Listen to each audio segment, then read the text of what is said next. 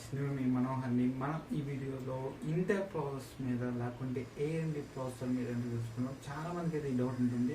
ల్యాప్టాప్లో ఎంత ర్యామ్ ఉండాలా, ఎంత స్టోరేజ్ ఉండాలా, ఎలాంటి బ్యాటరీ ఉండాలా, దీని గురించి కంప్లీట్ స్పెక్స్ అయితే మీకు తెలిసింటాయి.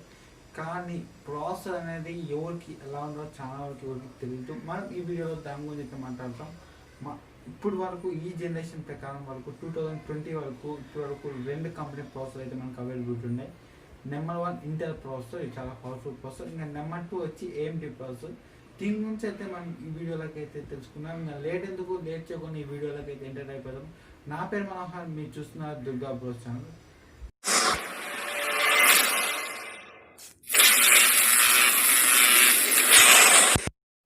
ఇంకా మనము ప్రాసెసర్ గురించి మాట్లాడితే మనకి మార్కెట్లో 2 రకాలైన ప్రాసెసర్స్ అయితే ఉంటాయి. నెంబర్ 1 ఇంటెల్ ప్రాసెసర్, మళ్ళీ వచ్చి ఏఎండి ప్రాసెసర్. ఇంటెల్ ప్రాసెసర్ చూసుకుంటే మనకి i3 ఉంది, i5 ఉంది, i7 ఉంది, అలాగే i9 ఉంది. ప్రతి ఒక్క ప్రాసెసర్కి వాటికంటూ జనరేషన్ గ్యాప్స్ కానీ ఇవ్వడం జరిగింది. i5 10th generation, i7 10th generation ఇలాంటి పేర్లు అయితే వింటారు. ఇంకా నెక్స్ట్ ప్రాసెసర్ చూసుకుంటే మనకి ఏఎండి ప్రాసెసర్. ఇవి రైజర్ 3, రైజర్ 5, A9, A8 ఇలా అయితే కొన్ని ఉన్నాయి. మనము దీనిలో ఎవరు ఎలాంటి ప్రాసెసర్ ల్యాప్టాప్ తీసుకోవాలో ఫస్ట్ అయితే మాట్లాడతాం. ఒకవేళ మీ బడ్జెట్ బిలో 30 అయితే మీకు 30లో ఇంటర్ ప్రాసెసర్ కేవలం i3 అయితే వస్తుంది. జనరేషన్ కానీ 7 8 వస్తుంది. దాని నుంచి మీకు ఎక్కువ అయితే రాదు. సో నా సజెషన్ ప్రకారం నేనేం చెప్తానంటే, ఒకవేళ మీ బడ్జెట్ 30,000 బిలో లేదా 40,000 వరకు అయితే, 40 పైన కానీ అవుతుంది, 50 వరకు అనుకున్నాం. 50 కింద అయితే మీరు రైజర్ 5 లేదా రైజర్ 5 ఉండే ల్యాప్టాప్స్ అయితే తీసుకోండి ప్రాసెసర్.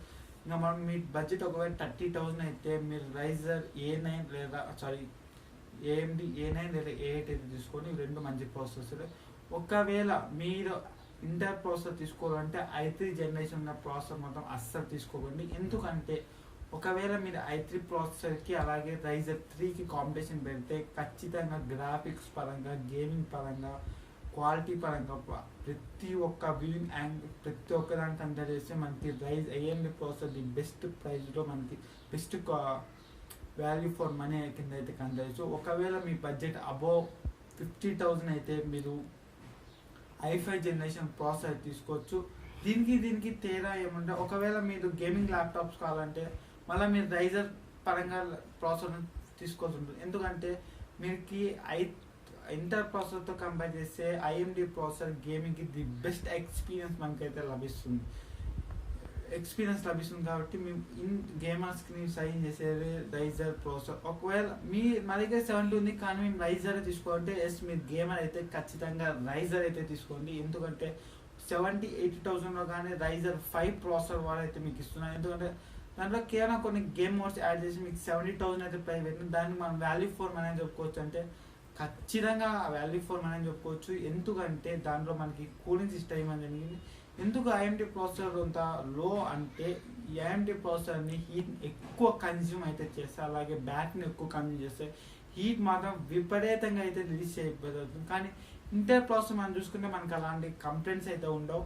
i5 నుంచి మనకి హీట్ ఇష్యూస్, అలాగే బ్యాటరీ డ్రై కానీ ఇలాంటి ఇష్యూస్ అయితే మనకు ఉండవు.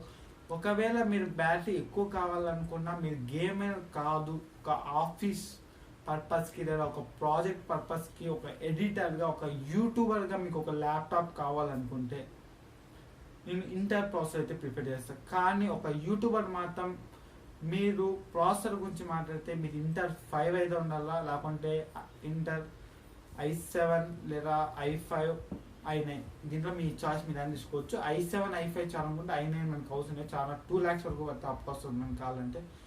ఒకవేళ మీరు రైజర్ ప్రాసెసర్ ఒక యూట్యూబర్ తీసుకోవాలనుకుంటే మీరు రైజర్ 5 అంటే ఏఎండి ప్రాసెసర్, ఇది రైజర్ 5, రైజర్ 3 అయితే నేను సజెస్ట్ చేయను యూట్యూబర్స్కి. రైజర్ 5 తీసుకోవాల్సి ఉంటుంది. ఒకవేళ మీరు ఆఫీసర్ అయితే, అంటే ఆఫీస్ ప్రాజెక్ట్ అయితే సబ్మిట్ చేయాలనుకుంటే మీరు రైజర్ ప్రాసెసర్ అయితే అసలు ప్రిఫర్ చేయను. మీరు ఇంటర్ ప్రాసెసర్కి అయితే వెళ్ళాల్సి ఉంటుంది. ఎందుకంటే inter processor the best software. అది సాఫ్ట్వేర్ పరంగా కస్టమైజేషన్స్ బాగా చేస్తున్న ప్రాసెసర్.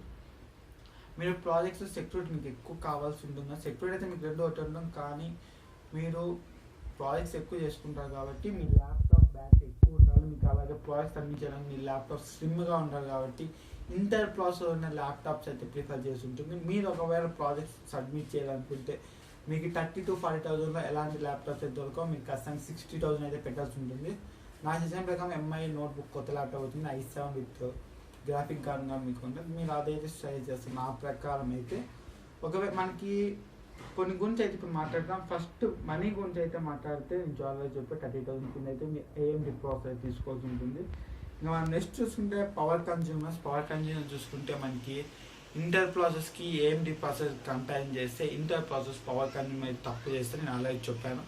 ఇంకా మనము ఒకవేళ మీరు AMD ప్రాసెస్ తీసుకొని మీరు గేమ్ అయితే మీరు బ్యాటరీ పెట్టుకునే వాళ్ళు, ఎందుకంటే అందులో కూలింగ్ సిస్టమ్ ఉంటుంది, హీట్ ఇష్యూస్ అయితే మీకు దొరకదు కాబట్టి మీరు బ్యాటరీతో రన్ చేయొచ్చు. గేమింగ్ ల్యాప్టాప్స్ మీకు బ్యాటరీ బ్యాకప్ పని ఎక్కువ వస్తుంది కాబట్టి మీరు రైజర్ తీసుకోవచ్చు, ప్రాబ్లం అవుతుందో. ఒకవేళ మీరు ఇంటర్ ప్రాసెస్ తీసుకుంటే ఇంటర్ ప్రాసెస్ ఎక్కువ గేమింగ్ ల్యాప్టాప్స్ అయితే వాడదు. ఒకవేళ మీరు ఇన్బిల్ట్గా కానీ చేసుకోవాలనుకున్నా కానీ చాలా వరకు గేమర్స్కి అయితే నేను AMD ప్రాసెస్ అయితే ప్రిఫర్ చేస్తాను ఎడిటింగ్ పర్పస్తో పాటు. ఇంకా మనం నెక్స్ట్ గురించి మాట్లాడితే ఇంటెల్ వర్సెస్ AMD అనుకున్నాం. ఇప్పుడు నాకు సజెషన్ ప్రకారం ఇంటెల్ బెస్ట్ AMD బెస్ట్ అంటే నన్ను అడిగితే Intel processor the best performance అయితే ఇవ్వగలిగింది. ఓకే గైస్, చూసారు కదా, ఇది ఇంటెల్ వర్సెస్ AMD ప్రాసెసర్. మీరు ఒకవేళ యూట్యూబర్ అయితే ఇంటర్ ప్రాసెసర్ తీసుకొని, ఒకవేళ మీ గేమ్ అయితే AMD తీసుకొని, మీ బడ్జెట్ తక్కువ అయితే AMD తీసుకొని, ఒకవేళ మీ బడ్జెట్ ఎక్కువ అంటే ఇంటర్ ప్రాసెసర్ తీసుకోండి. ఇది ఇంటర్ ప్రాసెసర్కి అలాగే AMD ప్రాసెసర్కి కంపారిజన్.